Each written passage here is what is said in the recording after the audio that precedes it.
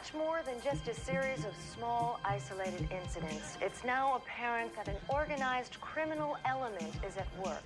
And at the moment, business is good. So good, in fact, that there appear to be no eyewitnesses to any of these crimes. With complaints ranging from purse snatching to breaking and entering, police switchboards have been swamped with the angry voices of more and more citizens who have fallen prey to the recent surge of crime that continues to plague the city. Even the victims themselves rarely catch a glimpse of the thieves. Many don't even know they've been victimized until it's too late. In fact, police have yet to come up with a single eyewitness.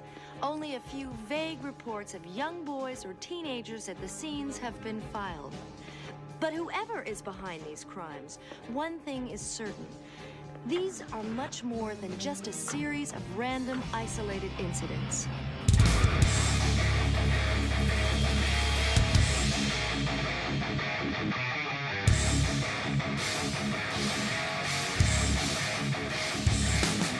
Hello listeners, this is Superhero Stuff You Should Know, brought to you by the SuperHouse Podcast Network. I'm Wolfie. And this is Andrew, y'all. What's going on? And we got a special presentation here for you to kick off our broader series exploring the grand titans of superhero fiction, if you will. Ben's not with us today, unfortunately. He's off on his bat training. He's in the Ben cave. Studying up on his bat tutelage. Something like that. The bat tutelage, yes. So, yeah, we talked about this, everybody, and Ben was okay with us starting off this. It was just the timing of it. But Ben's still a part of SuperHouse Podcast Network, and he'll be on for the next one, leading as he always does. Really, mainly right now, we're just changing the name. We are SuperHouse, but what we do is superhero stuff you should know. And we kind of wanted to make SuperHouse more of a platform. How do you feel about that, Wolfie? We've been talking about that for a while.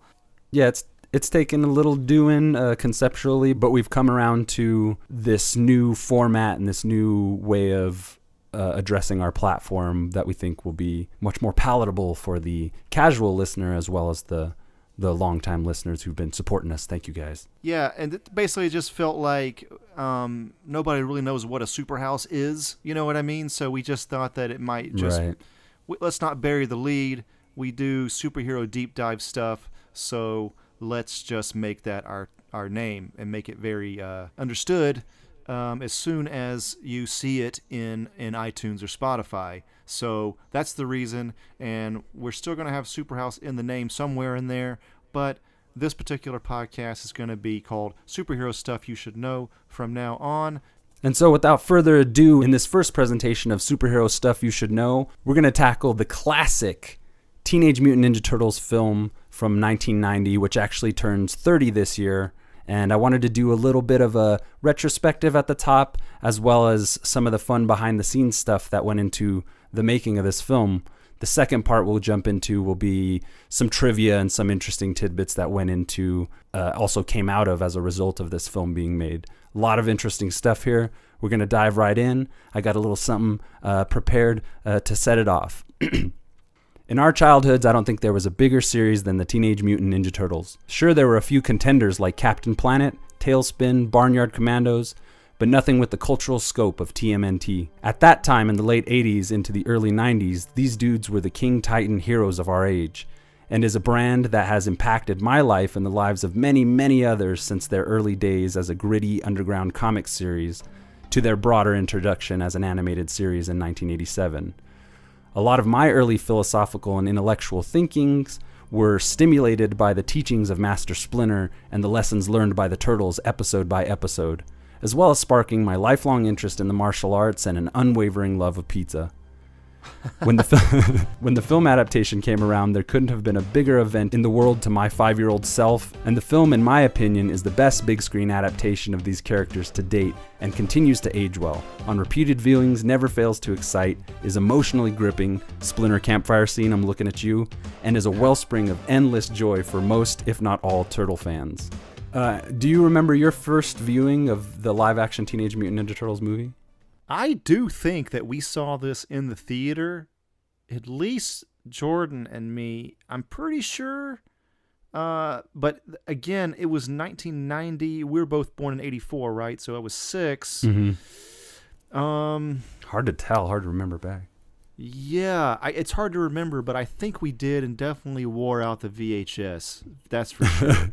And when Raphael says "damn" in the street, it was like a fucking revelation. Yeah. You know? So first time your mom slaps you, but Raphael said it. Yeah, I'm sure that was weird for my parents. They were like, "What are we watching?" But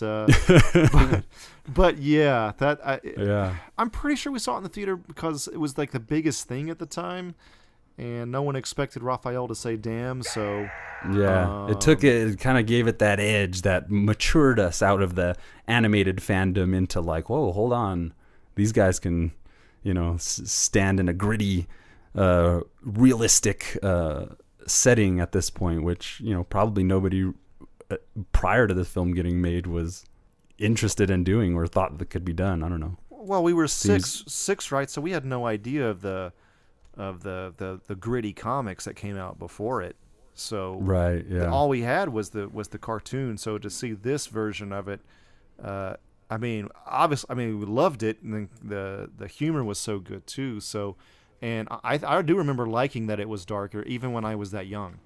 Yeah. It seemed to just go like step up onto that next echelon of entertainment for me. I was like, oh man, it like broadened my horizons, I guess. And so to give you a little bit of a historical context to what was going on at the time of the release of the Teenage Mutant Ninja Turtle movie, the Cold War ended after its first free elections during the Soviet era on March 18th. Estonia declares Soviet rule to have been illegal since 1940. At the time, the president of the United States was George H.W. Bush. On the Billboard charts, Black Velvet by Alana Miles was the #1 hit. Oh, shit.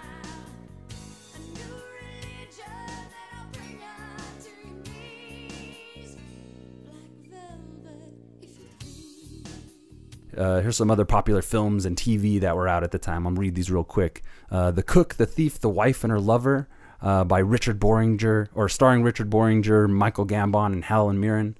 Crybaby with Johnny Depp. And Lord of the Flies, actually, which is a great classic. Also love that movie. Actually, in that same month, we had Hunt for Red October, released on March 2nd, 1990. Then the first... I'm assuming the first rendition of The Handmaid's Tale. There was a movie that came out March 9th, 1990. And then Pretty Woman, a pretty heavy hitter, came out just the week before, on March 23rd, 1990. And then Ninja Turtles finally came out March 30th, 1990. And as far as I can tell, there was nothing else that was released that day. Maybe they were afraid of it. Anticipated it being a hit or something. The numbers were coming in. Yes. Yeah, all those movies suck by comparison anyway. Yeah. Actually, I have never seen Hunt for Red October, so there's that. I actually have, and I've never seen Joe versus the Volcano. Did I mention that one? That was March 9th. Man, that's a great movie. Is that good? Yeah, so many I like that I have movie. To see. Some popular TV at the time was Law & Order's first season came out this same year. The Fresh Prince of Bel-Air was hot. Beverly Hills 90210 was hot. The Flash was hot. I remember that show. That was some good shit. Blossom. Watched my fair share of Blossom. Did you watch Blossom? I've never even heard of that. You never heard of Blossom? What is that? It's on our next deep dive, guys. No. It's just like a sitcom about this like artsy girl and her family, and it's like very 90s. She's very grunge influenced and stuff. I know Clarissa Explains It All. That's all I know. Yeah, it's kind of like that actually, but more on the primetime scale. Anyway, we also had In Living Color, Are You Afraid of the Dark? Rugrats was huge in the cartoon realm. Tailspin, Tiny Toon Adventures, love that shit. Captain Planet, Swamp Thing, Bobby's World, and Bill and Ted's Excellent Adventures. Some popular books were Clear and Present Danger by Tom Clancy and The Scions of Shannara by Terry Brooks. And some popular video games at the time were Bonk's Adventure. A game called Elemental Master, which I don't think I've ever played on the Sega Genesis, was out. Super Mario Brothers 3 was popular, and the Disney's Cartoon Arcade. So before we get started on diving into the film, do you have a favorite Ninja Turtle? Oh, dude, I love this question. So, it's Leonardo, and I always felt like it was so obvious that he was the best one my whole life. Mm-hmm. Because I don't know. Here's the thing: I'm the oldest brother, and So I had that like sense of responsibility in some way. And like, so I was kind of surprised that to hear, it feels like Michelangelo is generally everybody's favorite, or like if there was like a ranking, I think he's generally at the top. If you take a survey, because he's the funniest, and I get it for sure. And I bet you Donatello's probably the lowest. Maybe Leonardo is, I don't know, because I don't know. I kind of connect with those characters, maybe because I'm the oldest brother or something. Like, a lot of people think Cyclops is a fucking douche. I like Cyclops. I think he's cool. I liked him before he became Cyclops, was the whole Cyclops was right movement and all that kind of shit. Like, I don't know. I like those kind of characters. And sure, also, like, the katana, just a cooler weapon, I think. So, and he usually, like, dual wields it like Musashi. So, I think that shit's awesome. And he was always pretty much my favorite. How about you? Yeah.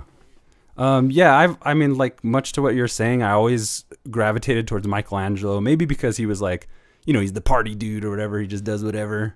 He's super funny, and he's the most childlike, I think. I'm the youngest in my family, so I was kind of like related to that aspect, that dynamic between the siblings, the turtle siblings, and my own siblings. So I always say Michelangelo, but I think we talked about this once before.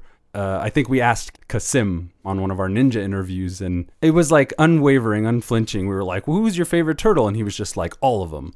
Yes. Which seems to be, now that he said that and the way he described how they work, they're best when they work as a team and they're, function as a singular unit. And it kind of seemed after that that's pretty much the correct answer. So nowadays I lead with that, taking from Kasim whenever I'm asked that question. But so, the Teenage Mutant Ninja Turtles film in 1990 is a comic book film based on a series by the same name about the adventures of the popular characters April O'Neil, Casey Jones, Splinter, and the Turtles themselves. Leonardo, Michelangelo, it's me, Donatello, and Raphael. Okay, so let's get into it. Produced by New Line Cinema and Limelight Pictures, in association with Golden Harvest Productions. Story and screenplay by Bobby Herbeck and Todd W. Langen. And an unforgettable score by John Duprez.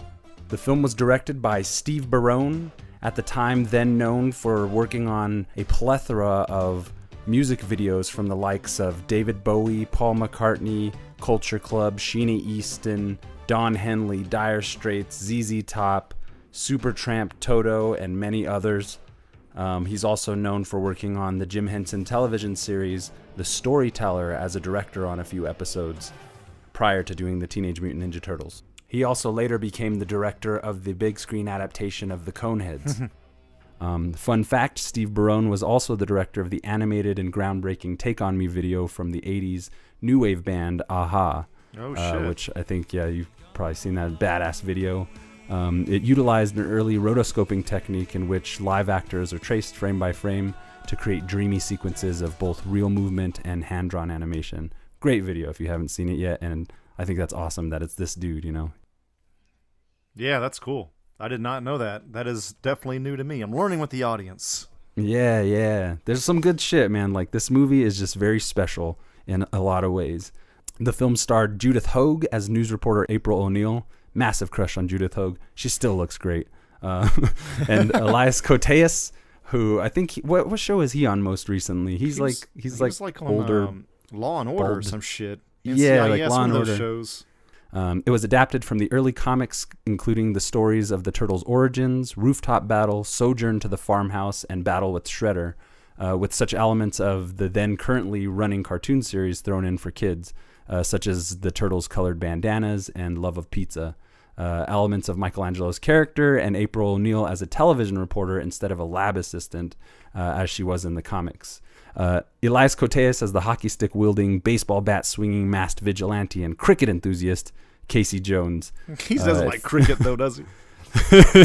I just wanted to shoehorn that in there. Cricket? Nobody understands cricket. You gotta know what a crumpet is to understand cricket.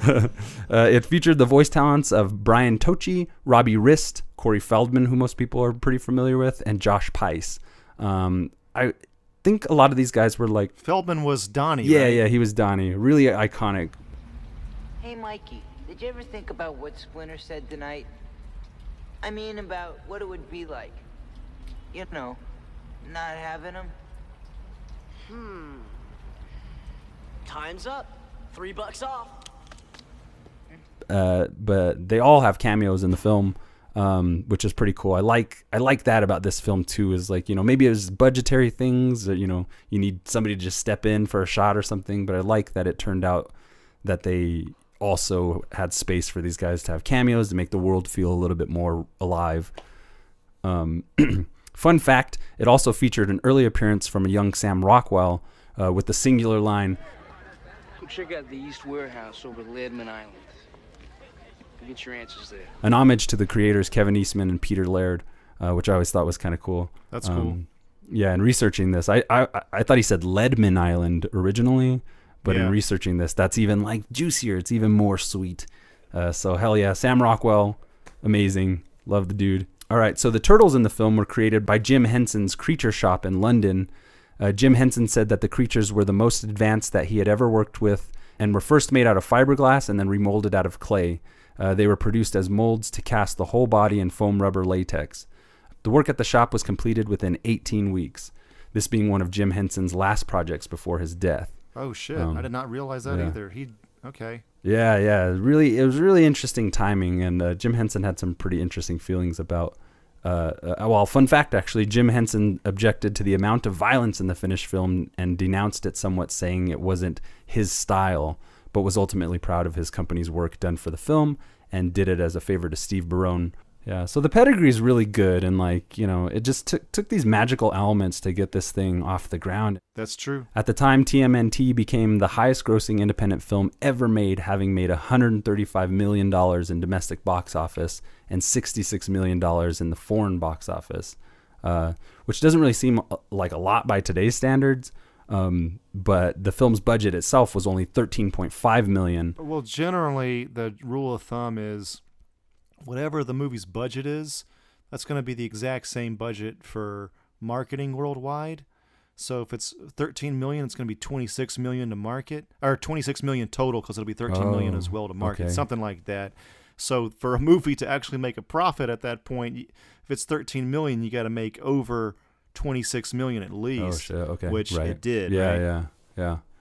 The plot of the film focused on the Turtles and Splinter becoming aware of the rising presence of the mysterious Foot Clan, and with the help of new allies April O'Neil and Casey Jones, taking on the dangerous gang of ninja thieves led by the enigmatic figure, the Shredder. The best on-screen Shredder, in my opinion. I love this dude. His lines, his attitude, everything. Yeah. I mean, it's simple, but he's really super effective. And well, when he's like saying, "I'm your father now" or whatever, man. God, it's great. It's pretty. That's pretty one good of the shit, man. Yeah, in my Pretty mind, good that's like shit, one of the great monologues of cinematic history. Only effort, discipline, loyalty earn the right to wear the dragon doji. You are here because the outside world rejects you. This is your family. I am your father. Yeah, it's good. It holds up. Yeah, for sure. It was filmed mostly at North Carolina Film Studio in, you guessed it, North Carolina, where the New York rooftop sets were created, with a few shooting days in New York during the summer of '89 to capture landmark areas such as Times Square, the Hudson River, Empire State Building, and the Brooklyn Bridge. That's one thing I love about cinema too, is just like imaginatively working around your restrictions, your budgetary constraints, or your locations and stuff. Oh yeah. You wouldn't even tell, like that this wasn't, the farmhouse wasn't someplace in upstate New York, or, the city itself wasn't just right outside the door. Right. Many major studios such as Walt Disney Pictures, Columbia Pictures, MGM, Orion Pictures, Paramount, and Warner Brothers turned down the film for distribution. They were worried that despite the popularity of the cartoon and the toy line, the film would potentially be a box office disappointment, like Masters of the Universe was just a couple years prior. I can sort of see that being a concern for those at the time, but you just have such a better end product at the end of the day. I mean, sorry, fans, but I think it's true. This movie is just a little bit better, or a lot better, really. I think I'm going to need some backup. But anyway, the film found distribution roughly halfway through the initial production via the then small and independent production company New Line Cinema, which had been known for... Hell yeah, I love New Line films. I don't know why, just that iconic opening sequence that they have. You always know it's going to be, probably some kind of schlocky thing, but they have a real sense of cool at New Line, I think. I love their shit. So you younger millennials don't know because they haven't, I think they got bought out by Warner Brothers, New Line fucking owned the 90s. And my dad even said, it's going to be a good movie if it's got a New Line thing in front of it. You know what I mean? Like...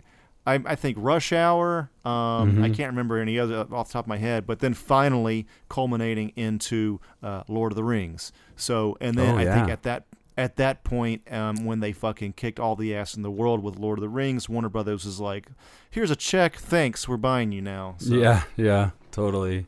Yeah, even with this film, it's like, it kicks off such a nice tone. You have that cool music coming in, sweeping helicopter shot over New York City. It's just like, all right, I don't know what I'm about to get into, but this is already good. In the script and novelization, the young boy that Tatsu attacks was to die from the beating. That would have been too violent for sure. The sounds of the boy breathing and others saying he would be all right were added at the last minute after the movie ratings board objected to the scene. In the French version of the movie... They got that far. Yeah. In the French version of the movie, Shencho dies. That's hilarious. Oh, really? They keep him dead? Yeah, they don't give a flying flup out there. That's cool. I like that. Yeah, keep it real. Yeah, keep it real. I wonder if Kasim, that's the version he probably saw, He's just like, it probably is. They got to stop these guys. They're ruthless. We should talk to Kasim about that. According to Josh Peiss on the podcast I Was There Too, the director Steve Barone was fired near the end of the production as the producers thought the film would become too dark. Dang, sad story. Well, they saved the kid and the fucking what do you call it, ADR and the sound edit after it's shot. So like up until like way late in the game, that kid was dead in the movie. So I could see that if you put on your producer hat at this time, you're probably like, was raising some flags, right? Probably. So yeah. I thought this was kind of interesting. Editor Sally Minky, who later edited many films by Quentin Tarantino, was removed as production company Golden Harvest did not like her work. Golden Harvest was just like, nah, she sucks. But I would be remiss to say that the film cut in any other way would be maybe not as good. I don't know. I like what we got. It just wasn't a good fit. It just wasn't a good fit, maybe. Right, yeah. Girls don't understand turtles. I understand. So here's an interesting one, especially I think you'll probably get a kick out of this. The film has a 40% rating on Rotten Tomatoes and was the most successful of the first 3 film adaptations. 40% tomato meter, but from the audience score, it's got an 81% now. So with time and that's more and like really, I think the film ages so well. Every time I watch it, I'm just like, damn, this shit still hitting hard. Its sequels were the Teenage Mutant Ninja Turtles: The Secret of the Ooze. Please refer to SuperHouse Podcast episode featuring our interview with the stuntman Nick Palma, who worked on that film as a martial arts stuntman. Really great interview. If you check our backlog. Oh, yeah. Good stuff. In the film, the actors who physically portrayed the turtles also had cameo roles in the film. If you'll pay close attention in the film, Josh Peiss, who plays Raphael, plays a passenger in the back of a taxi cab right after Raphael hops on the cab's hood and says, "What the heck was that?" What the heck was that? Looked like sort of a big turtle in a trench coat.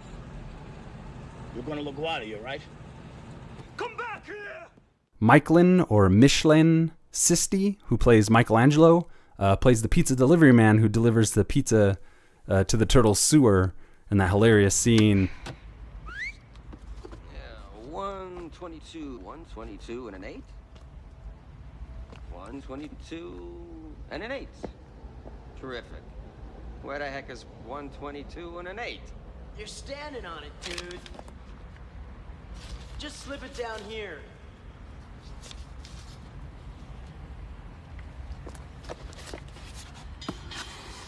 Give me that. Hey, this is a 10. The tab's 13. You're 2 minutes late, dude. Ah, come on. I couldn't find a place. Wise man say forgiveness is divine, but never pay full price for late pizza. I gotta get a new route. Yeah, which I don't think when I was a kid, I don't think I even fully understood that line.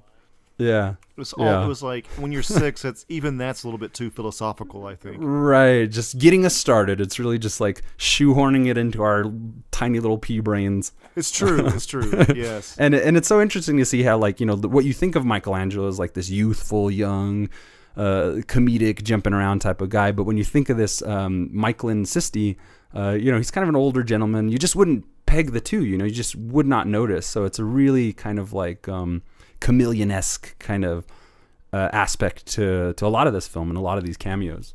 Leif Tilden, who plays Donatello, plays the foot messenger that meets April in the subway station.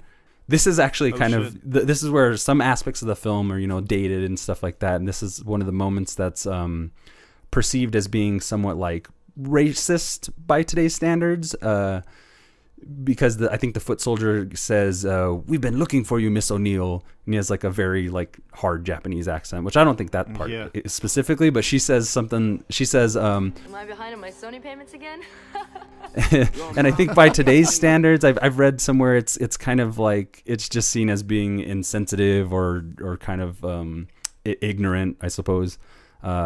But that foot soldier, yeah. Also, like, what the fuck is a Sony payment? Like, she bought like a $500 VCR, and she like. It's also Japan's a joke that falls like, pretty hard.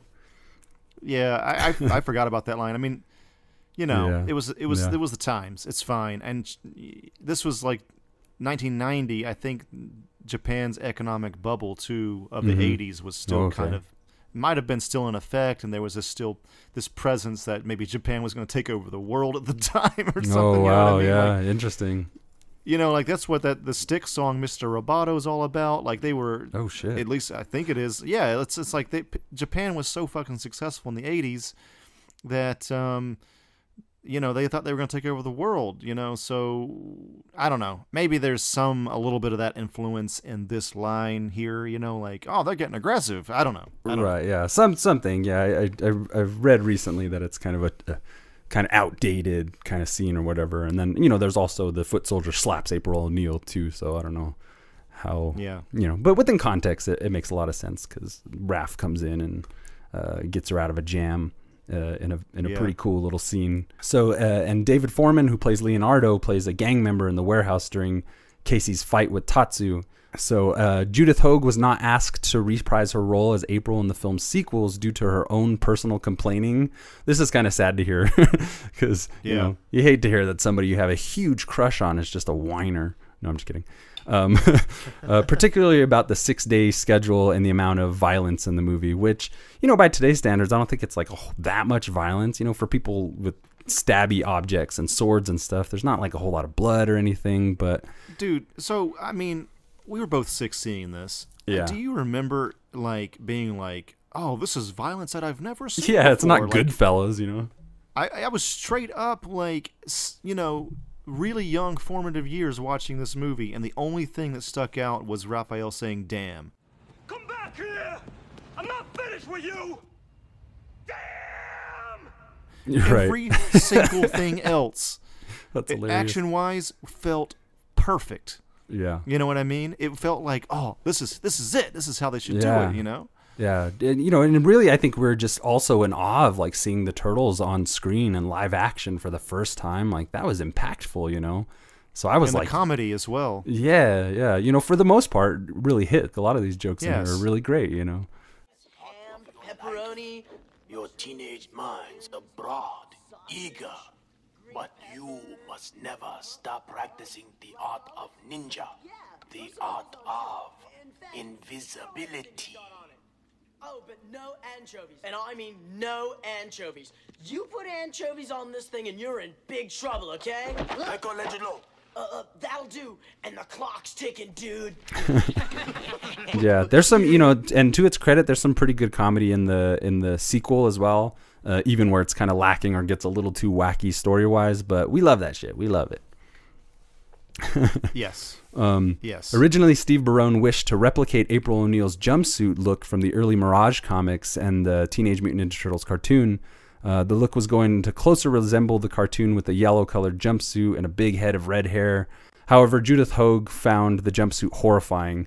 The yellow raincoat April wears in the beginning of the movie is an homage to the yellow jumpsuit she wears in the 1987 cartoon. So they kind of like, you kind of recognize that, I think, as a kid.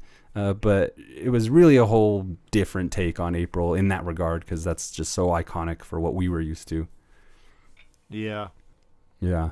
I think I didn't really care about April that much because I was a kid. Totally turtle-fied. Yeah, I was just I was in it for the turtle. So if they fucked up April, I was like, whatever. Get the stinky girl out of here. Let's see some ninja fighting. Yeah, pretty much. I mean, I was 6. Again, I was 6. Yeah. We were, I didn't have a crush on her until well after. I think a lot of people know this tidbit already, but for those who don't, the Foot Clan is a parody of the Hand from the Daredevil comics. At the time, I think it's been widely known that Eastman and Laird were kind of using the Turtles to kind of parody a lot of superhero stuff that was going on at the time, kind of lampoon some of the popular shit, which thank you, the Foot Clan, that's hilarious. And also, as these movies come out and stuff, and they're kind of have to be like an imposing threat, you don't really look twice at them being like the Foot Clan. I think of a foot hitting you in the head or something, it's still pretty menacing. Yeah, the thing is, like, I did not read Daredevil comics at this time. Right. I know the Foot way more than I knew the Hand. Yeah. And that's just because of my age at the time and stuff. And I would dare say that the Foot Clan, I don't know, because Netflix was pretty popular, Netflix Daredevil. Mm-hmm. But in my mind, still, the Foot Clan is actually more popular than the Hand. Yeah, definitely. Like, the Hand ninjas don't seem to have the distinction that, the Foot Clan does and what comes with them. And a lot of that could be due to, like, the colorful designs and all this kind of stuff. But I think they're pretty cool as henchmen, too. Like, kind of purple and black. Like, it's kind of a fun, as far as henchman design goes, I think they're pretty cool, man. Yeah, and the Hand in the Daredevil comics, as far as I know, I've read quite a bit of Daredevil comics, but not a whole lot, especially not the old stuff. But I think the Hand is just more like fodder to see what Daredevil's capable of. This isn't actually the only Daredevil Turtles connection as well. I think the more recent run of the Turtles comics, they kind of point to there being the canister of mutagen that ultimately turns the Turtles into the Ninja Turtles is from a shipment of a wreckage up above on the city streets that also blinded young Matt Murdock and gave him his powers. Which is more like weave a tale right there. Together, I think I've heard this before too. Also, Stick, Daredevil's mentor, Stick, and Splinter. I think there's some connection there. Yeah, it's pretty interesting. I think, I don't know, I'll do some more research and see if there's more of those kind of like correlations, because that might be something cool to explore in the future. But that's awesome. Like Daredevil is probably like my top 5 favorite superhero of all time. Really? Yeah. And the Turtles being the top 4. No, I'm just kidding. Yeah, I'd say like top 5 or top 6. I love Daredevil. I really got into him around the Joe Quesada, Kevin Smith run in the late 90s, early 2000s or something like that. And I love the Frank Miller Marvel show. Yeah. I mean, the Netflix show was incredible. Yeah, very good, but I don't know. I don't think I'd put him in my top. Yeah, he's my dude. I was even chomping at the bit when we were at school when the Daredevil movie came out with Ben Affleck. I was like, I couldn't wait for that shit. Oh, yeah.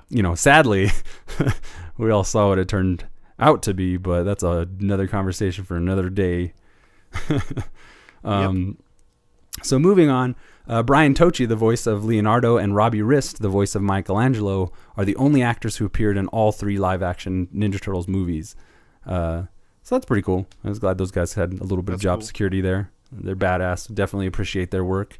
All 3 newswomen seen or mentioned in the film are named after a month: April, May, and June.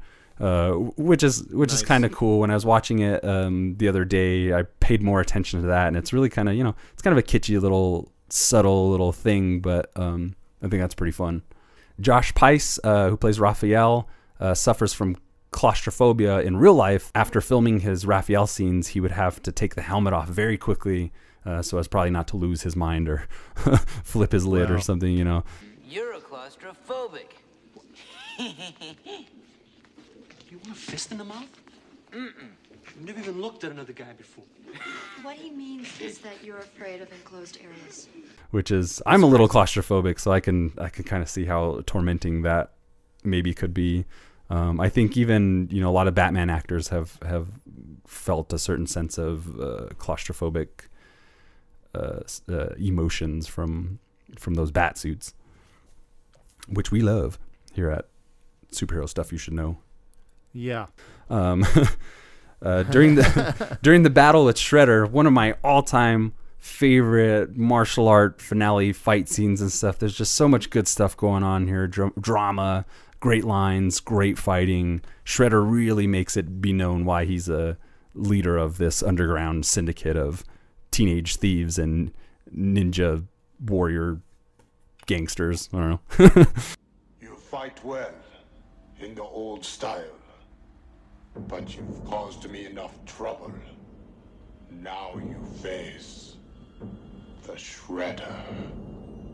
The Shredder? Maybe all that hardware's for making coleslaw. But during the battle with Shredder, Leonardo is the only turtle to successfully land a strike when he hits Shredder on his arm with his sword. And it's actually the only time in the movie where you see Leo's swords like cut anything. He does a lot of swiping of ankles and stuff like that. And, you know, like depending on how much of a sadistic fan you are, you know, you can use your imagination with whether or not, you know, they got sliced. But I always thought that was a good suspension of disbelief, you know, like he's got the sword, just don't show the blood, just kind of, you know, just swipe them and it looks fine. It looks great. We get it. It's good. The cartoon always got around this with it there being a lot of robotic characters. So right. Leo could always slice up a robot. And I think that was pretty common in the 90s, man. Yeah. You know, you want them to slice up something, so might as well just be that. Which I also think, you know, after we've had these couple of reboots that, you know, however people may feel about them, I think that would be kind of a cool jump off point for a new reboot, you know, maybe take it a little bit into the wacky, more over the top elements and have them slicing up some robots and stuff, you know, I don't know. I think that could be kind of cool. But there, you know, there is a lot of attention paid to realism in this version and somewhat still in the more recent films, in as much as they can. I think Krang shows up in that second one, but another conversation for another day. In the comics and the cartoons, the turtles are around 3 to 4 feet tall. They're very more alien kind of looking, a little bit more odd looking, I guess, to humans and stuff. However, for obvious costuming reasons, the turtles are the same height as April, Casey, Shredder, and the Foot Clan. Average height, you know, between 5'6" and 6'0". I like them being the same height. I don't know. I think that's a little better, I think, for some reason. I like a little variation in terms of, you know, set them apart or whatever. But yeah, I like them being a more human height, you know, and like if you did any other movie where they're kind of little impish little ninja guys, that could be pretty fun. But you know, I think it would take away from like the zeitgeist of the turtles that we know and love now, you know. Yeah. It would be kind of, it would feel like it's like, you know, you may get a short Wolverine here, but he's not going to be that short, you know, 5'2", no way. They'll probably never do that, but they may do somebody 5'6", slightly maybe shorter than Hugh Jackman, but you know, it's just kind of one of those things, like we're kind of past it. And that's okay. Yeah. However, those old comics are great. If you go back and see them, they're still there. They haven't gone anywhere, and a lot of fun stuff, a lot of darker stuff in those comics. In the original trailer, there is a shot of the turtles rising up from what looks like a swamp. The shot was cut from the final release, but is part of a longer scene that was later used near the end of Teenage Mutant Ninja Turtles 2: The Secret of the Ooze. Do you remember this at all? The bloop, dude, bloop? I barely remember seeing the movie in the theater. I you know, the trailer, I'd have to look it up on YouTube. I don't remember that too much, but the end scene with in the second one, I can remember that pretty well. This is after they leave Bebop and Rocksteady or whatever they're supposed to be. Toka and Razor. Raza or whatever. I remember. I pretty vividly remember like a TV spot maybe where you saw these turtles like boom boom boom and like the dramatic music and everything, and I didn't even, until I went to go research all this, and it had been a while since I seen the movie, I didn't even really think about that shot missing from the film. But then like reading that and kind of seeing the movies again, I was just like, oh man, it brought back this real big wave of nostalgia where I was just like, something was strange about that. And I think it was because it was probably in the trailers. I think that's what it was. Yeah. And then didn't end up in the film. This is a cool little filmic tidbit here. To help disguise how cumbersome and slow the turtles' costumes were, dialogue scenes were shot at 23 frames per second as opposed to the normal 24. I wonder who thought of that. And just to explain to the audience, the more frames per second, it's going to be slower, and the less it'll be faster. So what's traditional filmmaking is at 24 frames a second for movies, and it's 30 or 29.97 or whatever for TV, almost the same. But so they shot this at 23, right? So they wanted to make it just a little bit faster. Yeah, I remember being blown away. It took 3 puppeteers to operate the Splinter puppet. Kevin Clash performs the puppet while the facial expressions are remote controlled by another puppeteer, and the arms are controlled by the puppeteer who works along with Kevin during the performances of the puppet. Kind of hard to visualize as a listener, but the next time you watch the film, maybe pay attention to a little bit of how Splinters work, and they really brought him to life in such a good way. I mean, like, the dated animatronics a little bit, they obviously are what they are, but very believable. Possess the right thinking. Only then can one receive the gifts of strength, knowledge, and peace. I have tried to channel your anger, Raphael, but more remains. Anger clouds the mind. Turned inward, it is an unconquerable enemy. You are unique among your brothers, for you choose to face this enemy alone. But as you face it, do not forget them, and do not forget me. I am here, my son. He's great. His voice is great too. Oh yeah, it's that Kevin Clash, kudos. Yeah. And you forget that you're watching a giant rat talk to a giant turtle, you know what I mean? It's a father and son moment, and it's just highly effective. This is it's a testament to this movie is, you can start to accept everything even as an adult because you have really great emotional beats. Like they really there's some real emotion here, and it's not bullshit. Like, I mean, I feel like even Marvel to this day, they have a lot of great scenes, but there's something about, I don't know, like older movies, something they like, yeah, they really hone in on like a deeper emotional level sometimes, even when it's a big turtle talking to a big rat. Yeah. Certain things just come into become more commonplace, I think, with the way, comedy is approached, fight scenes are approached. I've been going back and watching a lot of like 80s action movies lately, and they do have a really distinct flavor, and, they're not like the movies now. We just have different approach to some of these things, bigger, more elaborate, but for the time and where film technology and stuff was, this was like, pretty cutting edge stuff. And like I said before, it ages really well. I really feel like this film, ages super good. And I think part of that is due to just the independent spirit with which it was made, and like kind of like, by comparison to a lot of other big franchises, the bare bones budget that they had to work with. And, it really stands out, as opposed to a lot of the stuff that we have now or are used to now seeing. Right. Kicks ass. Any other tasty tidbits? Ninja nuggets? Oh, yeah. All of the T-shirts that the character Danny wears in the film have a picture of the Sex Pistols bassist Sid Vicious. Because he was a punk dude, he was man. He was a 90s, but I love 77 punk rock, bro. Yeah. Yeah. And, the Sex Pistols were probably like one of the most popular punk bands in the, breaking into the mainstream in like the mid to late 80s and stuff like that. So it would make sense that this kid was, that's about as punk as they could get. You wouldn't see like G.G. Allen on his T-shirt or anything like that, but... But yeah, that's a fun little tidbit. in the foot. I got a little comment, little culture comment. Like Yeah. I grew up with this kind of thing where like a lot of the times you would see the stereotypical bad kid in in a show. It would be usually like a skater or a punk rocker or a heavy metal dude. But like I felt like in real life, every time I saw a kid that was into any of those things, they were just kind of nerdy. They weren't even like really like a bad kid. Yeah. Well, you know what? I take it back. There were like maybe 2 or 3 out of the like hundreds of kids I met growing up, just being in school. But most of the in Alabama and Georgia, most of the really bad kids were usually like, I don't know, not like that.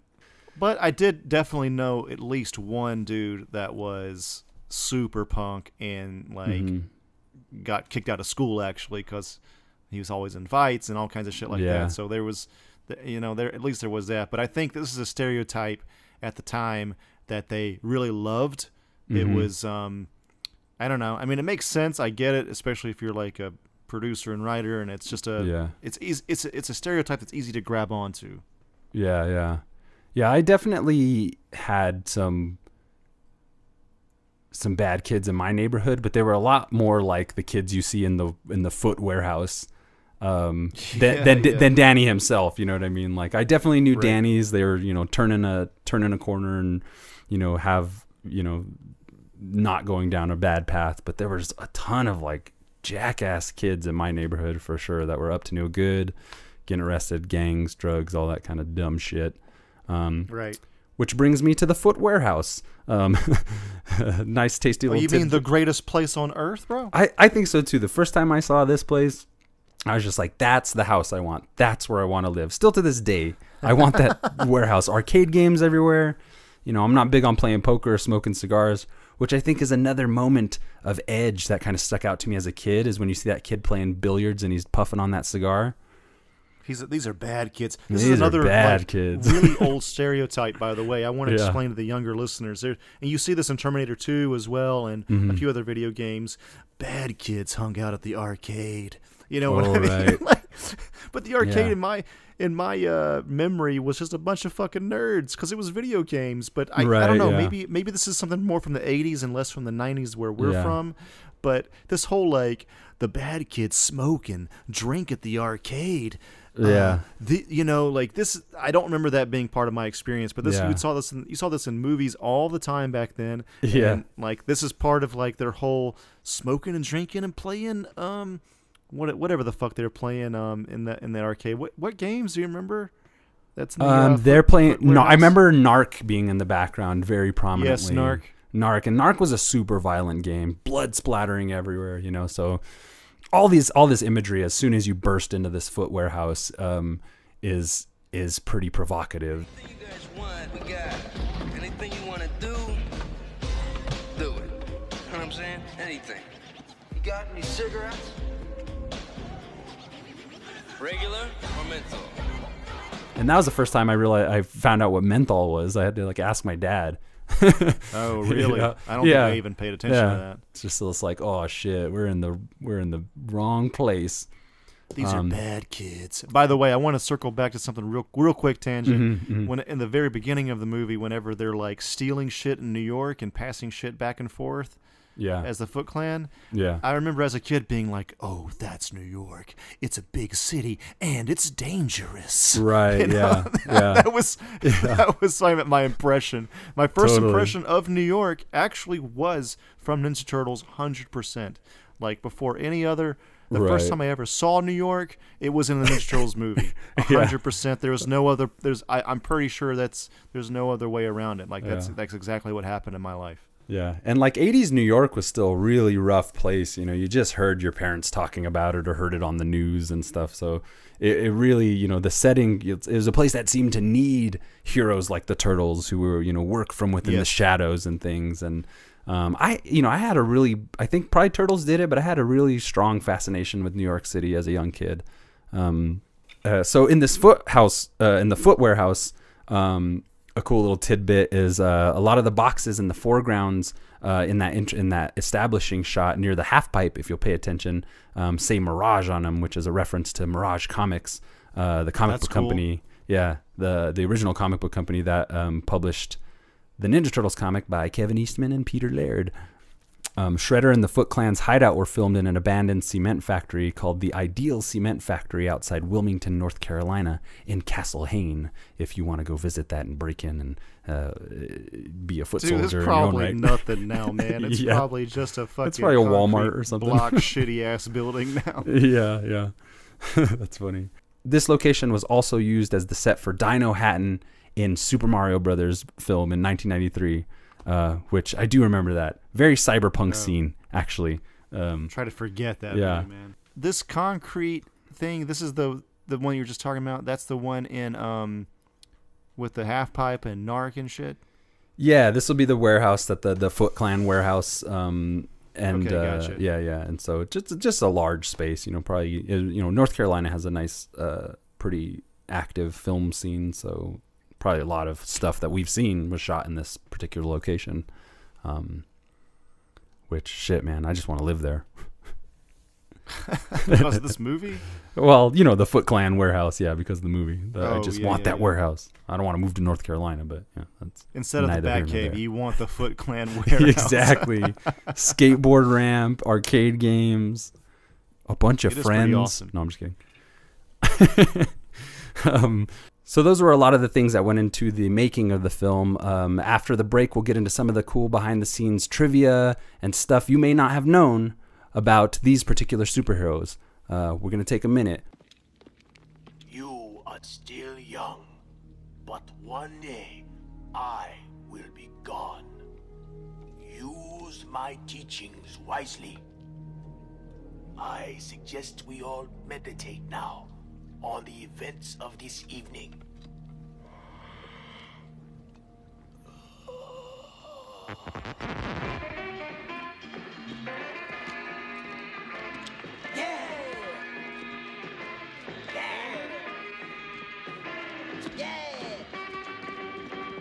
Ninjutsu! Well, this is like meditating. If you want to be on superhero stuff you should know, then please take out your phone and open up your voice recorder app. Please record, I love superhero stuff you should know, or you're now listening to superhero stuff you should know, or it could be anything, and we will add that to the beginning of our episode or somewhere in it as a little bumper. So make that recording and then press the share button and share it to SuperHousePodcast@gmail.com or SuperHousePod on Instagram. Ben's still heading that up. And yeah. Hey everybody, it's Andrew. I just wanted to tell you about our friend Israel's retro gaming shop, RetroCo. If you go to retro-ko.com, you'll be able to see all of his retro gaming goodies. If you wanted to get that Sega Saturn hidden gem from back in the day, or if you wanted to get the Famicom disk system that you never got as a kid, or any other type of retro game that you were into, or import game, please go to retroco.com. That's retro-ko.com. And if you use the SuperHouse code Johnson's Ballsack, you'll be able to get a little bit of a discount at checkout. So please, once again, if you could just go to retroco.com. You can also go to facebook.com/retroco with no hyphen. That's RETROKO. You'll be able to find him on Facebook as well. If you were looking for that PlayStation import game that you never got, if you were looking for that Mega Drive game that you never got, or any other kind of retro game, any import game, it could even be European, Israel also curates bundles at RetroCo, and he'll curate that bundle just for you. So please, go check him out. If you put in the code Johnson's Ballsack at checkout, you'll receive a SuperHouse discount. All right, and welcome back. Hope you enjoyed those bumpers of ours. Please feel free to, as we mentioned, support our Patreon account, go on our various social media accounts and subscribe, like, share comments. We'd love to hear from you all. But without further ado, back into the TMNT of 1990. There are also numerous deleted scenes, mostly on the farm section of the film, that give the four turtles much more character development, expanding on April and Casey's romance, and would put later scenes into a different context. And some examples of that are April and Casey's reaction to Mikey's turtle wax joke, classic, was originally one of relief after he goes through a severe depression where he destroys a punching bag and a part of the barn's wall. Yeah, so maybe that's a little scene, right? Yeah. And I wonder if these are on the DVD somewhere, on a Blu-ray cut or something. I haven't seen these, but would love to see them. I've seen them on YouTube. Oh, really? Okay, I'll have to check those out. That sounds pretty interesting. That would have been a little much for the film, though. I'm kind of glad they just didn't linger on something like that as much as I would love to see more footage. But an extended training sequence where Leo proves a point by turning his mask around and fighting blindfolded, followed by the other turtles taking turns doing the same. The scene rather famously has Donatello sporting a straw hat. That's cool. I think there's a long shot where you see Donatello wearing the hat in the film, but you don't really get much of that, let alone this idea of like the blind warrior fighting, which again I think is super cool, but it's like probably good that they took it out. Various scenes of the turtles training on their own or in pairs trying to master the technique Leo shows them earlier is another thing that ended up on the cutting room floor. Some of the April and Casey scenes involve him trying to help her with a stuck truck door while she declines and exits on the driver's side. Another leads into a scene of the two of them talking on the porch swing, where the night before she shows him her drawings of the turtles, but tries to hide the one she did of him in a beanie. They both share a laugh over it. So that's definitely the scene that they shot for the parents in the audience, or the more adult kind of stuff, but obviously didn't end up in the film, which is fine. That would have been a derailment of sorts. A game of Ninja Hot Potato where the turtles toss around an apple and the holder has to defend against the other three while taking a bite out of it. It makes the later scene where Raph finishes off an apple after defeating a squad of foot ninjas kind of a callback, which even without this scene that they cut is such a great, cool moment for Raphael. Gosh, I do hope there's more of them.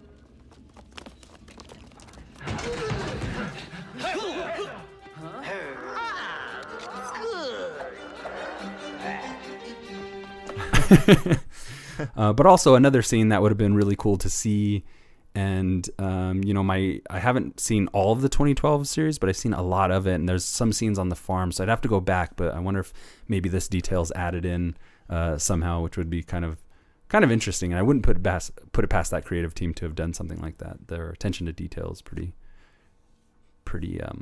extensive.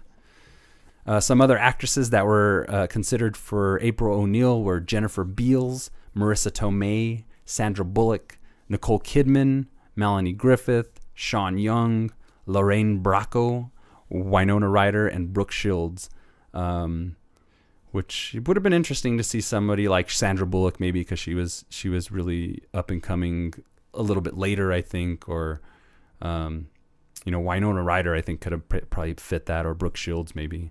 But those were all probably just on the list of names rather than, I wonder if any of them auditioned other than some of the ones that. This is for April, right? Yeah, for April O'Neil. Yeah. So some big names. Marissa Tomei at that time. Yeah. Gosh, she was just coming off of My Cousin, or no, this might have been a little bit before My Cousin. A little bit before, Vinny, actually. Yeah. Yeah. Jennifer Beals would have been good too, but I'm happy with Judith Hogue.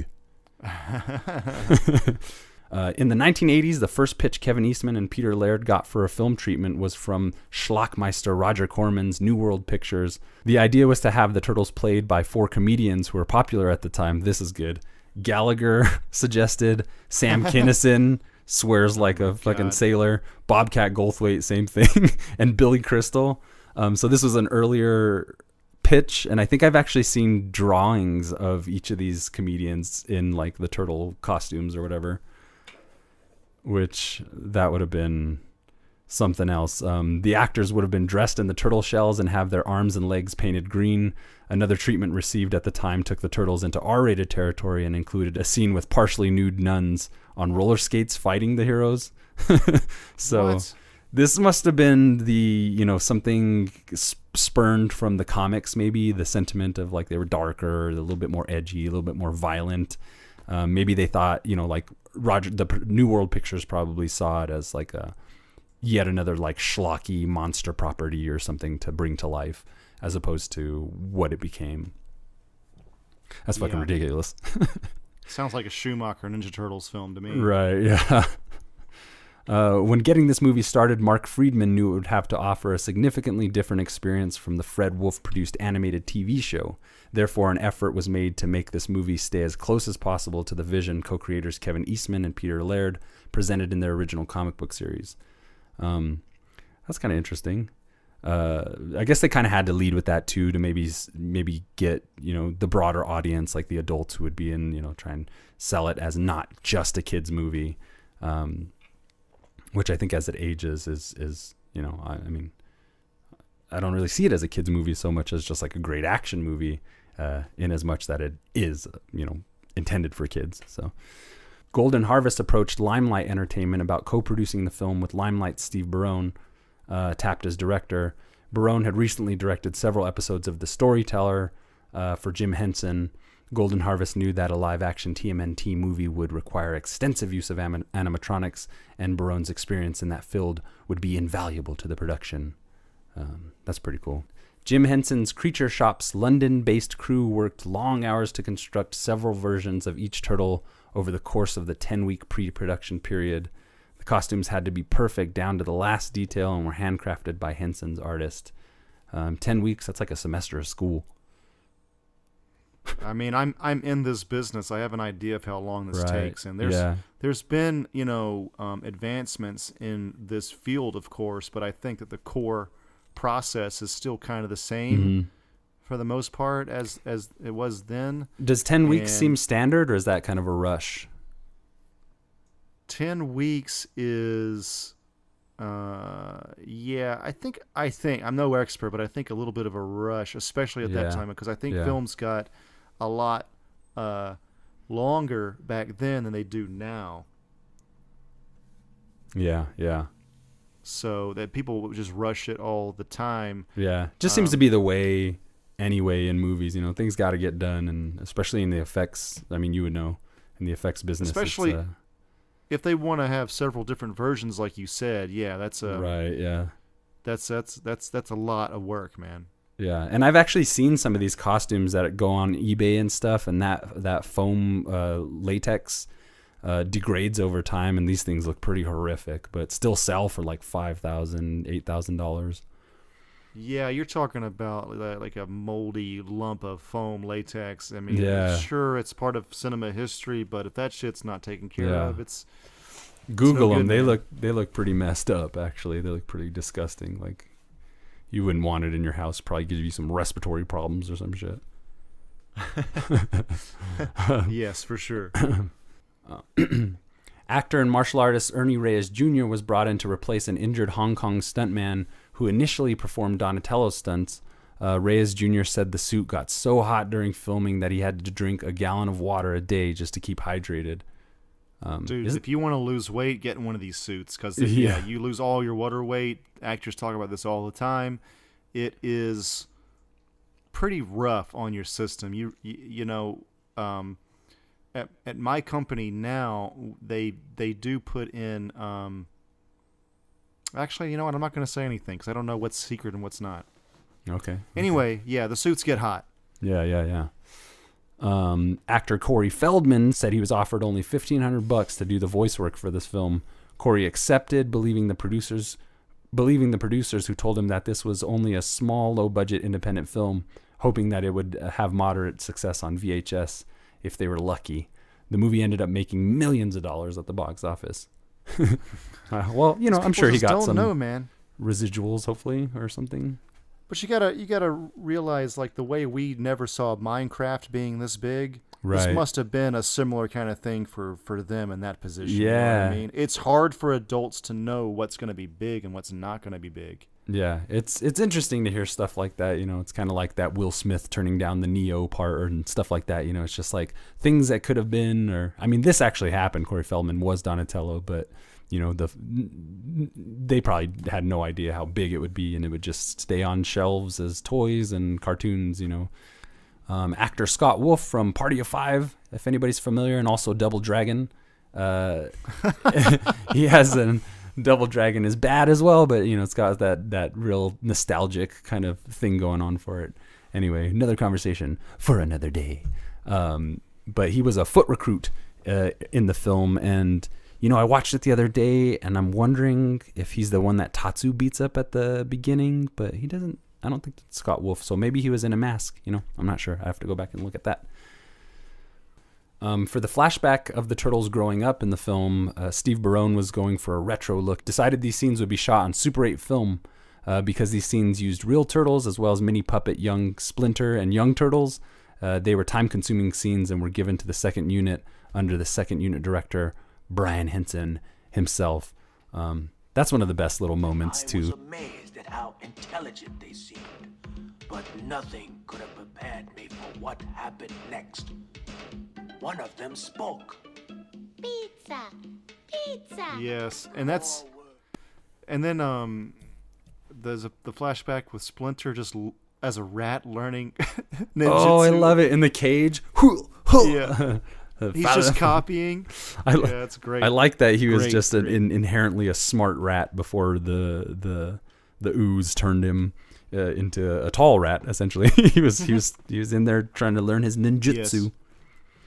To get the right design for the sets, production designer Roy Forge Smith and art director Gary Wisner went to New York City for 4 months prior to filming and took still photographs of rooftops and other various locations. That's pretty cool. That would have been a fun trip to just go and get paid to take pictures. Yes. Because the interior scenes in Wilmington were shot close to a nearby airport, this presented problems to the Turtles performers' radio-controlled animatronic heads, and would receive signals from the control tower, causing their facial expressions to go into involuntary spasms. Dude, that would be horrific. You're on set during a scene or whatever, and you're trying to get the right, performance from your actors and all these things aligning with the animatronics and everything, and for the thing to just go like whacked out. I would really love to see some footage of this. So if anybody out there is an internet sleuth who may be able to get a hold of something like that, email us. But I'll look on YouTube later. But I doubt we'll find anything. But yeah, that would have been interesting to see for sure. The movie portrays Hamato Yoshi as Splinter's master, owner, and Splinter learned his ninja skills through observing and mimicking him in his cage, like we just said. This is true to the original TMNT comics, but was the first time this version of Splinter's origin was seen. Many years ago, I lived in Japan, a pet of my master Yoshi, mimicking his movements from my cage and learning the mysterious art of ninjutsu. For Yoshi was one of Japan's finest shadow warriors. This sounds about right. I don't remember them ever really going into like Splinter's origin at all whatsoever. Right, yeah. In the cartoon, he was Hamato Yoshi, and he was transformed, which is famously portrayed in the opening sequence where he's like breaking boards and then turns into a rat or whatever. That's right. That's right. Yeah. So this is kind of the like a Batman Begins kind of approach to realism here, where you're like trying to make things fit, to be believable, to be gritty and realistic, while also still maintaining that you're making a film about giant Ninja Turtles and rats, for that matter. This is the last theatrical film that Jim Henson was associated with, and died about a month and a half after the film's release.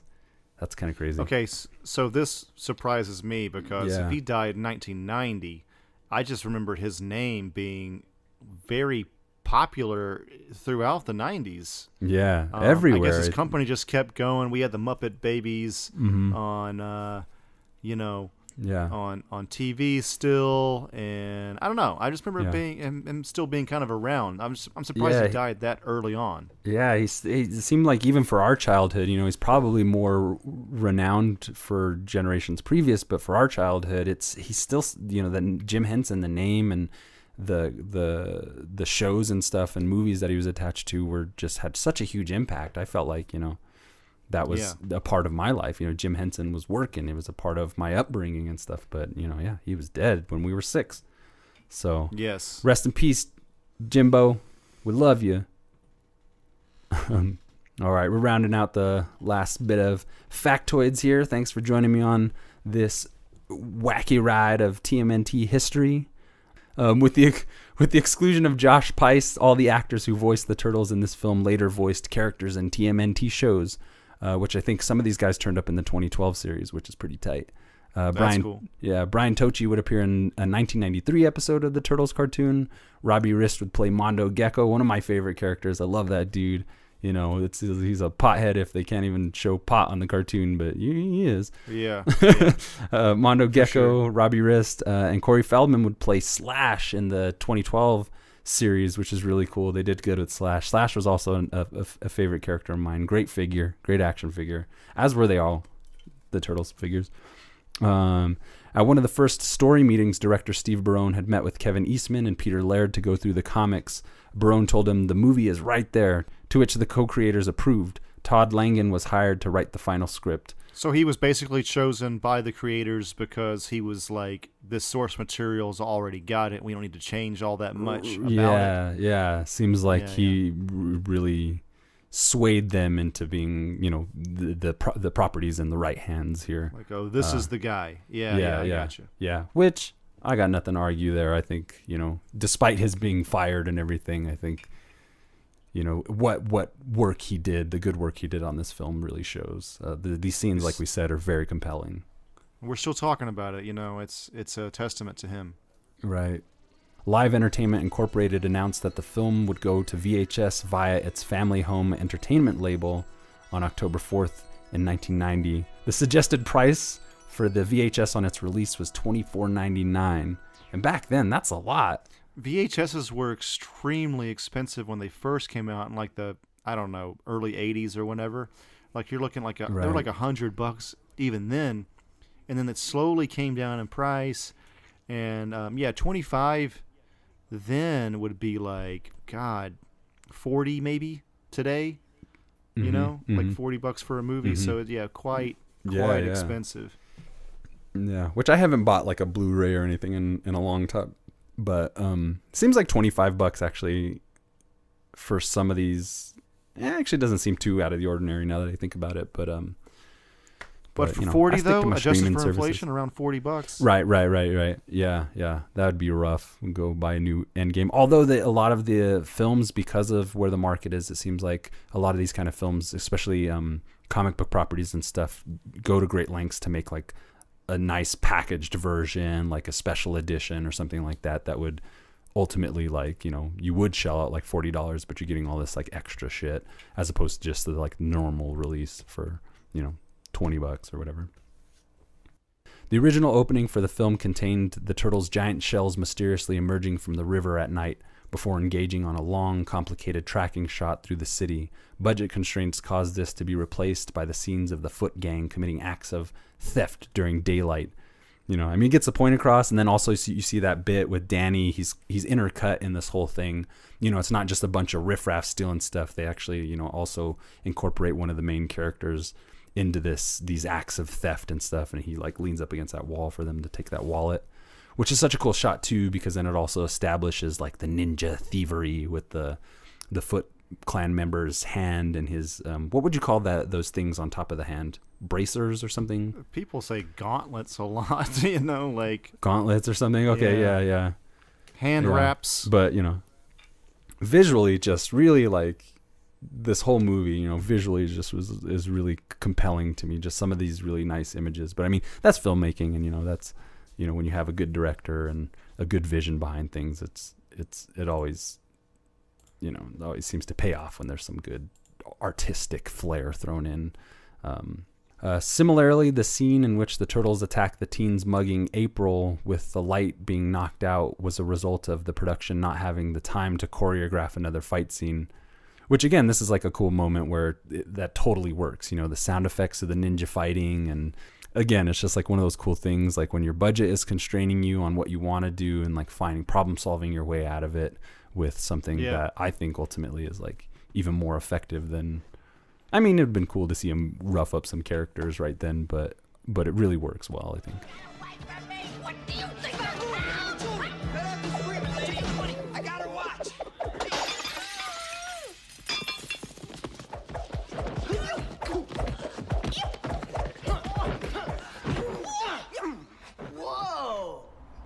David Foreman would play Leonardo again for the second and last time when he made a cameo in Bernard and the Genie, where Leonardo is a little boy's doll which magically comes to life and demonstrates some martial arts fighting skills.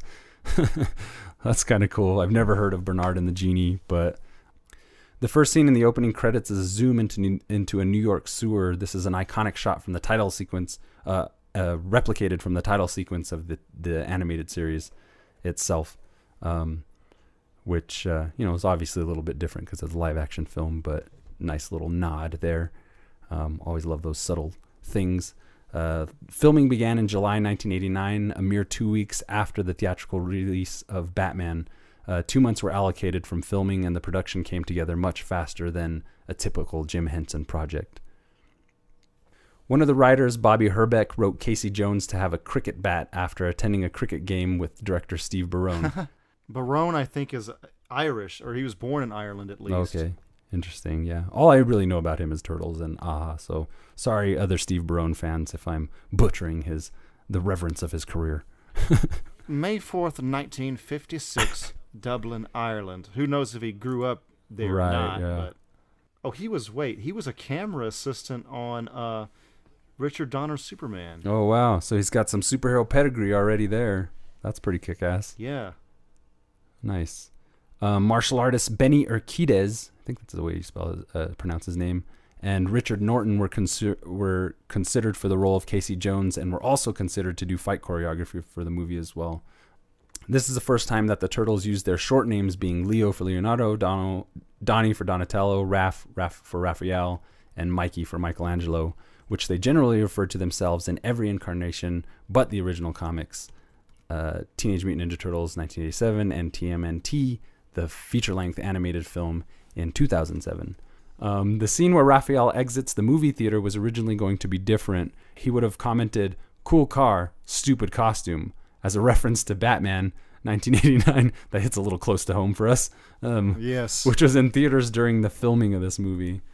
In a lot of ways, that would have been funny, but, I'm glad they didn't do it. But, Batman really... Turtles probably wouldn't have existed as well if it wasn't for the hit Batman film, bringing comic book characters to life and all that jazz. In the background of one of the shots of the city, there's a clear poster for Critters hanging on the wall outside of the theater, and also is the scene where Raph famously steps out. Instead of the Batman line, he says, "Ugh, where did they come up with this stuff?" Yeah. I mean, and I remember kind of liking Critters just because it was like one of those late night movies that you're not supposed to watch or whatever. It had boobies in it and stupid puppets. So I think I may have not seen it around that. I mean, I must have seen it around that time if it was already out. So that was like, I think even as a kid, I was like, yeah, that's funny. Turtles are better than Critters. Nowhere in this movie or its sequels is mentioned the word mutagen. As is like more famously known to us, I think, through the cartoons and stuff like that and video games and everything. It's referred to as a strange glowing liquid or ooze, hence the subtitle for the sequel, Secret of the Ooze. Ooze sticks out to me more, I guess, because I saw the movies so much, and it's easier to say as a kid. So, yeah, I actually forgot it was even called mutagen. Actually, it's the lay term for the scientific mutagen. Yes. Moving on, Josh Peiss as Raphael is the only actor who physically portrays and voices the same turtle. Oh, that's cool. Yeah, all the other turtles were portrayed by both different actors, voice actor and a actor in the suit. Raphael's a great character in this film too, his thematic arc and everything. Also, in the film, April is a reporter for Channel 3, and in the Teenage Mutant Ninja Turtles animated series, she was a reporter at Channel 6. That stuck out to me, and I'd be like, oh man, they fucking totally didn't do their research. Like nitpicking it right away. But I don't think I noticed that at all, man. Yeah. Like I just was not concerned with April at all. Yeah. In the cartoon, she said it a lot. This is April O'Neil from Channel 6. It's like, so I think for some people that might have been a very iconic kind of change. I remember being like, that's not right. And then even in my young 6-year-old brain, I was like, thinking maybe this, it's just a precursor. Maybe in the next movie, already dreaming of a sequel, she'll be at Channel 6 or, something like this is, And April changed, dude, this is how bad it was. April changed actors every time, right? Every movie. Yeah, I believe so. Yeah, which is also kind of a bummer. Did not notice whatsoever when I was a kid. Yeah, had absolutely. I would watch them back to back and still not notice on VHS. Right. Yeah, we just didn't give a shit at that moment. I just was not old enough to. I don't know. Maybe I was a dumb kid. I didn't see it. Because our favorite, we didn't have like favorite actors and actresses. Like our favorite actors were Michelangelo and Leonardo. You know, like. Yeah, that's pretty much it. I mean, I remember seeing the third one and being like, this isn't as good, but I didn't know anything. I didn't know why, but you know, you just have like you can just kind of tell intuitively. But other than that, like I didn't even notice that the first, well, maybe a little bit that the second one was a little bit lighter, but I didn't really think about it. I don't think I thought about it that much at all. Yeah. I was just like, this is more Ninja Turtle action, and they got something that looks like Bebop and Rocksteady this time around. That's cool. Super Shredder is cool, and that's it, dude. Like, I did not notice fucking anything else. Lastly, the character of Danny only appears in this movie and this movie alone. He's never seen again or heard from in any other variant of the Ninja Turtles history. Not in comics, not in games, nothing. Yeah, nothing. My dad could care less about me. Maybe he's used as a device in certain ways to get some of the themes across. Or maybe he's just like a real human character that's kind of the audience member, and we're being introduced to all these wacky characters. And even if you think of like the strong-willed and stalwart reporting of April O'Neil, she in her own way is kind of like super heroic, whereas Danny is very street level. He's very much more like us. So it's kind of like the human character you're going along with as a cornerstone to see all these like crazy monsters and shit, and they're going to be your friends and everything. Because otherwise in films, like the monsters are always bad guys, you know, and you don't relate to them because they're so horrific or whatever. Yes. Before I wrap this up, Andrew, is there anything else you'd like to say? Yeah, thanks for listening, everybody, and thanks for the Ninja Turtles tutelage there, Wolfie.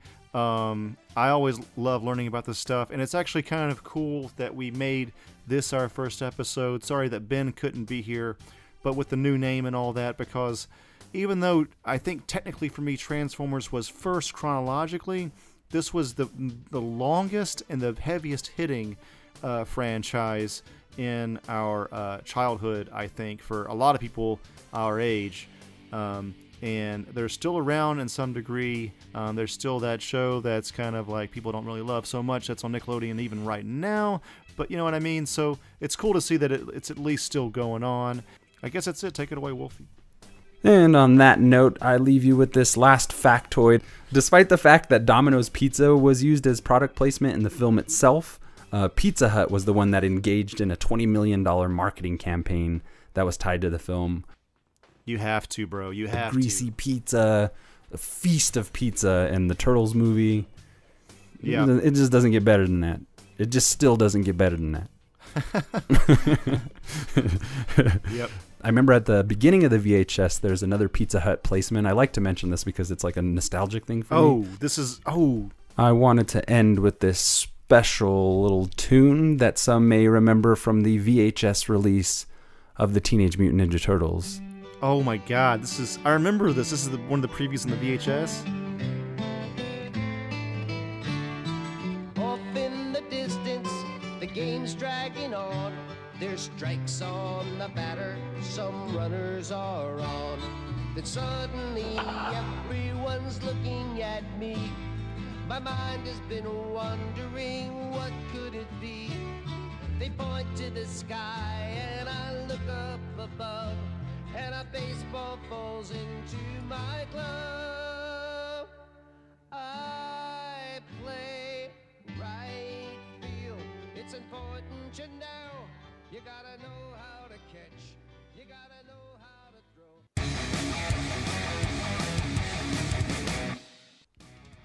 Oh yeah, I'd like to thank Kooky Noms. I'd like to thank Matt Herring, Elijah B. And yeah, it's kind of a soft launch. We're not changing all the SuperHouse social media names at the moment, but this podcast name right here, this name has changed. it's still under the SuperHouse umbrella, I guess you could say, and we're still kind of figuring all that out ourselves. But as you can see, it's a SuperHouse Podcast Network, and maybe we'll have more podcasts with different subject matter in the future that fall under this, but we'll still be on the same feed, at least for now. Again, we'll kind of figure this out as we go, but we'll make it all very easy to understand for everybody listening, and as we continue to grow as well. And we just kind of decided to change the name just to make it very easy for people to understand what this podcast is about. So anyway, yeah, I'm Thunderwolf Drew on Twitter and Instagram. Please join the Shasta Army. That's our $1 tier on patreon.com/SuperHousePodcast. And this is Wolfie signing off.